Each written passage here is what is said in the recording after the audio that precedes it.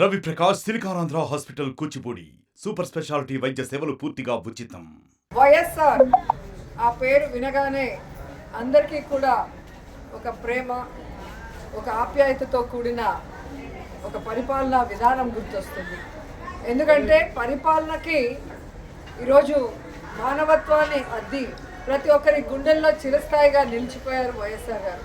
అందుకే ఈరోజు ఆయన చనిపోయి 14 సంవత్సరాలు పూర్తవుతున్నా ఇంకా కూడా ఎవరు ఆయన్ని మర్చిపోలేరు, భవిష్యత్తులో కూడా మర్చిపోరు అని గర్వంగా చెప్పగలను.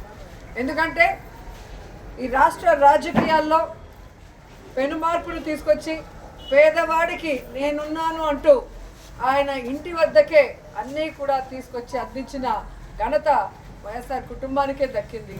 ఎందుకంటే వాళ్ళు ప్రజల్ని తమ కుటుంబ సభ్యులుగా భావిస్తారు, అభిమానిస్తారు. వారికి ఏదైనా అయితే అది తమకైనట్టుగా తల్లడిల్లిపోతారు. కాబట్టి ఆ కుటుంబం అంటే అందరికీ కూడా మక్కువ.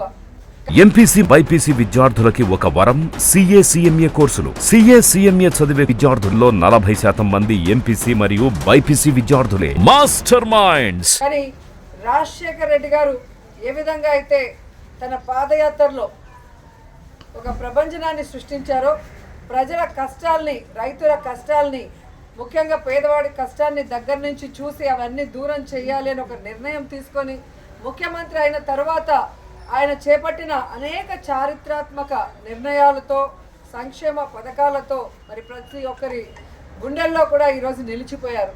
ఈరోజు హాస్పిటల్లో మరి సేవా కార్యక్రమాలు చేయడం జరుగుతుంది వైఎస్ఆర్ గారి జయంతి సందర్భంగా. సో 108 ఎంతోమందికి ప్రాణదానం చేశారు. అలాగే ఆరోగ్యశ్రీ ఎంతోమంది కుటుంబాల్ని ఈరోజు నిలబెట్టిన ఘనత వైఎస్ఆర్ గారికే దక్కింది. అలాగే రైతన్న వాడు బాగుంటే రాష్ట్రం బాగుంటుంది, దేశం బాగుంటుందని నమ్మారు. కాబట్టే రైతులకి అడిగింది కూడా చేయటం మనం అందరం కూడా గుర్తుపెట్టుకోవాల్సిన విషయం. ఇలా చెప్పుకుంటూ పోతే ఎన్నో. అందుకే వైఎస్ఆర్ అంటే ఒక బ్రాండ్, ఆయన ఒక లెజెండ్. సో రాజశేఖర రెడ్డి గారు మనకి కనిపించకుండా పోయిన తర్వాత అందరూ కూడా తల్లడిల్లిపోయాం. రాజన్న రాజ్యం లేకుండా ఎలా బ్రతకాలి, రాజన్న లేకుండా మనం ఎలా ముందుకు సాగాలి అని ఎంతోమంది భయభ్రాంతులకి, అలాగే బాధ తప్త హృదయంతో చాలామంది ప్రాణాలు కూడా విడవటం మనం అందరం కూడా చూసాం. కానీ ఆశా కిరణంలాగా ఆయన కొడుకు పులివెందుల పులిబిడ్డ, రాజన్న ముద్దుబిడ్డ జగనన్న వచ్చిన తర్వాత మళ్ళీ దేవుడి పాలన ఎలా ఉంటుంది, రాజన్న పాలన ఎలా ఉంటుందో మరి మనందరికీ కూడా చూపించడం జరిగింది.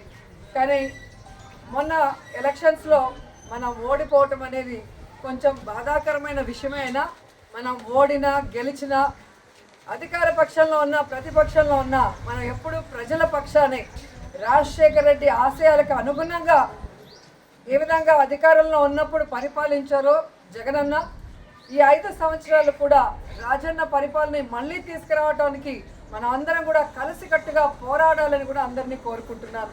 ఈరోజు రాష్ట్రంలో ఉన్న వైఎస్ఆర్ అభిమానులందరూ కూడా ముక్త కంఠంతో ప్రతిజ్ఞ చేయాలని కూడా కోరుకుంటున్నా. రాజన్న పాలన మళ్ళీ రావాలి, రాజన్న బిడ్డ మళ్ళీ ముఖ్యమంత్రి అవ్వాలి, మళ్ళీ పేదవాళ్ళ ప్రజల మొహాల్లో చిరునవ్వు రావాలి, వాళ్ళ కష్టాలు దూరం అయ్యే విధంగా మనం అందరం కలిసికట్టుగా పనిచేయాలని కోరుకుంటూ ఈరోజు వైఎస్ఆర్ గారి జయంతి సందర్భంగా ఆయన విగ్రహానికి పూలమాల వేసి ఇక్కడ సేవా కార్యక్రమాలకి అందరూ కూడా వచ్చిన ప్రతి ఒక్కరికి పేరు పేరున కృతజ్ఞతలు తెలియజేసుకుంటున్నాను. జోహార్ వైఎస్ఆర్! మరిన్ని వీడియోస్ కోసం ఛానల్ ని సబ్స్క్రైబ్ చేయండి. లేటెస్ట్ అప్డేట్స్ కోసం వాట్సాప్ ఛానల్ ని ఫాలో చేయండి. అండ్ లింక్ డిస్క్రిప్షన్ లో ఉంది.